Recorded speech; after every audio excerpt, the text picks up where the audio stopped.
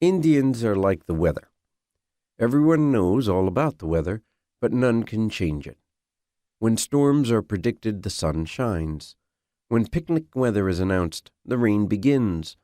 Likewise, if you count on the unpredictability of Indian people, you will never be sorry. One of the finest things about being an Indian is that people are always interested in you and your plight. Other groups have difficulties, predicaments, quandaries, problems, or troubles. Traditionally, we Indians have had a plight. Our foremost plight is our transparency. People can tell just by looking at us what we want, what should be done to help us, how we feel, and what a real Indian is really like. Indian life, as it relates to the real world, is a continuous attempt not to disappoint people who know us. Unfulfilled expectations cause grief, and we have already had our share.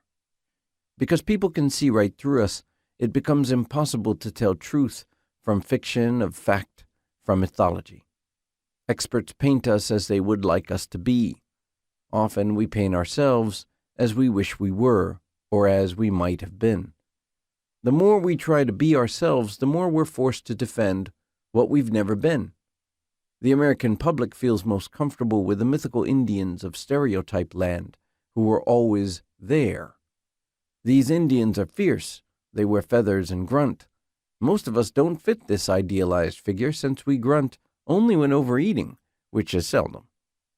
To be an Indian in modern American society is in a very real sense to be unreal and ahistorical. In this book, we will discuss the other side, the unrealities that face us as Indian people. It is this unreal feeling that has been welling up inside us and threatens to make this decade the most decisive in history for Indian people. In so many ways, Indian people are re-examining themselves in an effort to redefine a new social structure for their people.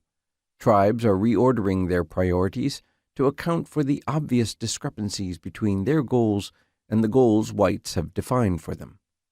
Indian reactions are sudden and surprising. One day at a conference we were singing, "My Country 'Tis of Thee," and we came across the part that goes, "Land where our fathers died, land of the Pilgrim's pride." Some of us broke out laughing when we realized that our fathers undoubtedly died trying to keep those pilgrims from stealing our land. In fact, many of our fathers died because the pilgrims killed them as witches. We didn't feel much kinship with those pilgrims, regardless of who they did in.